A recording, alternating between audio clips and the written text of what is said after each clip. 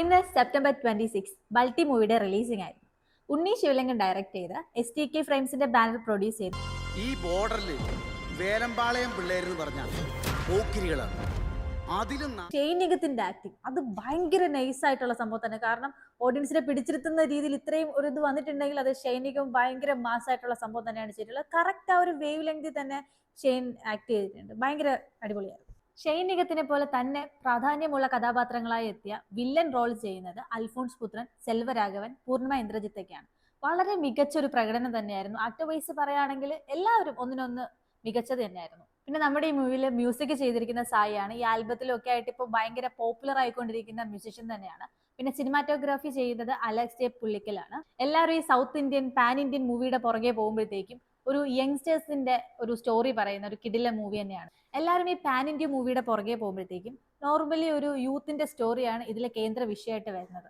അതുപോലെ തന്നെ ഇവര് വേണോന്ന് വെച്ചിട്ടല്ല, അല്ലാതെ തന്നെ ഒരു അണ്ടർവേൾഡ് ടീമിനിടയിൽ പെട്ടുപോവുകയും അവിടെ നിന്നൊരു സർവൈവും പിന്നെ അത് കാരണം ഇവർക്ക് ഉണ്ടാകുന്ന ട്രോമാസും കാര്യങ്ങളൊക്കെയാണ് കഥയിൽ മെയിൻലി പറയുന്നത്. ഇതൊരു മലയാള മൂവി, ഫുള്ളി മലയാള മൂവി എന്ന് പറയാൻ പറ്റില്ല. കാരണം ഒരു തമിഴ് ടച്ചാണ് ഇതിൽ മെയിൻലി. ഒരു തമിഴ് മലയാള മൂവി എന്ന് വേണമെങ്കിൽ നമുക്ക് ഈ മൂവിയെ കണക്കാക്കാം. പിന്നെ മൂവിയിൽ എടുത്തു പറയേണ്ട ഒരു ഫാക്ടർ തന്നെയാണ് ഫൈറ്റ് സീൻ. ആ ഒരു ആക്ഷൻ എന്ന് പറയുമ്പോഴത്തേക്കും ഇപ്പോഴത്തെ യൂത്തിനൊക്കെ ഭയങ്കര അട്രാക്ട് ചെയ്തിരിക്കാൻ നമുക്കൊന്നും മടുപ്പ് തോന്നില്ല. കാരണം ഇങ്ങനെ ഒരുപാട് ഫൈറ്റ് വരുമ്പോഴത്തേക്കും നോർമലി നമുക്ക് എന്താ ഇതൊരു സംഭവം തോന്നും, അങ്ങനെ ഒന്നും തോന്നില്ല. കാരണം നമുക്ക് എന്റർടൈൻ ആയിട്ട് എനിക്കൊന്നും അത് മ്യൂസിക്കിന്റെ കൂടി പവറാണ്. കാരണം ഓരോ ഫൈറ്റ് സീനും നമുക്ക് അങ്ങനെ തന്നെ നമ്മളെ പിടിച്ചിരുത്തുന്ന രീതിയിലാണ് മൂവി ചെയ്തിരിക്കുന്നത്. പിന്നെ പറയുകയാണെങ്കിൽ ഇതിലെല്ലാം അത് ഭയങ്കര ക്രിഞ്ചായിട്ടൊന്നും ഫീൽ ചെയ്യാതെ ഒരു നൈസ് സൈഡിൽ കൂടി അതിനെ നല്ല രീതിയിൽ അവതരിപ്പിച്ചിട്ടുണ്ട്. പിന്നെ അമ്മയും മകനുമായിട്ടുള്ള ബോണ്ട്, ഇപ്പൊ നമ്മുടെയൊക്കെ തന്നെ ആണെങ്കിൽ ഫ്രണ്ട്സുമായിട്ട് എങ്ങനെയാണ് നമ്മുടെ അമ്മയ്ക്കുള്ള ഒരു ബോണ്ട്, അതൊക്കെ നല്ല ഒരു ഭയങ്കര ഒരുപാട് സമയം അതിനുവേണ്ടി ചെലവഴിച്ചിട്ടില്ലെങ്കിലും നല്ല രീതിയിൽ അവതരിപ്പിച്ചിട്ടുണ്ട്. പിന്നെ ഇതിലെ ഫൈറ്റ് സീൻ അതെന്താ പറയാ, ഒരു വാർ കണ്ടൊരു ഫീൽ ആയിരുന്നു. അതിന് സ്റ്റണ്ട് മാസ്റ്റർ സന്തോഷ് ആൻഡ് വിക്കി അവരെ എടുത്തു പറയേണ്ടത് തന്നെയാണ്. കാരണം ആ ഒരു ഫൈറ്റ് സീനൊക്കെ ഒരു നമുക്ക് തന്നെ ഇറങ്ങി അടിക്കാൻ തോന്നുന്ന ഒരു ഫീലിലാണ് സിനിമ ചെയ്തു വെച്ചിരിക്കുന്നത്. പിന്നെ വില്ലൻ കഥാപാത്രങ്ങളിലേക്ക് വരുമ്പോൾ അൽഫോൺസ് പുത്രൻ, ആളുടെ ഒരു എൻട്രി ഉണ്ട്.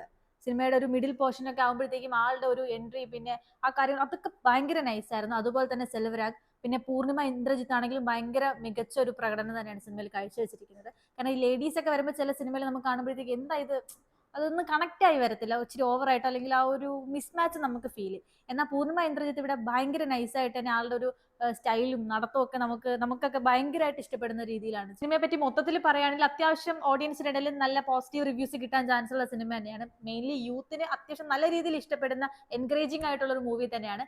മാക്സിമം പറ്റുന്നവർ തിയേറ്ററിൽ പോയി തന്നെ സിനിമ കാണാൻ ശ്രമിക്കുക. പിന്നെ ഫാമിലി ഓറിയന്റഡ് ആയിട്ട് ഞാൻ പ്രൊമോട്ട് ചെയ്യില്ല. കാരണം ഫൈറ്റ് സീൻസ് ഒക്കെ ഒരുപാടുണ്ട്. അതുപോലെ തന്നെ കുട്ടികളെ കൊണ്ടുപോയി കാണുന്ന 16+ സിനിമയാണ്. അതൊന്ന് ശ്രദ്ധിച്ചിട്ട് കുട്ടികളെ കൊണ്ടുപോവാം. അത്യാവശ്യം നല്ല സിനിമ തന്നെയാണ്. ഓക്കെ, നമ്മുടെ ചാനൽ സബ്സ്ക്രൈബ് ചെയ്യുക. Thank you.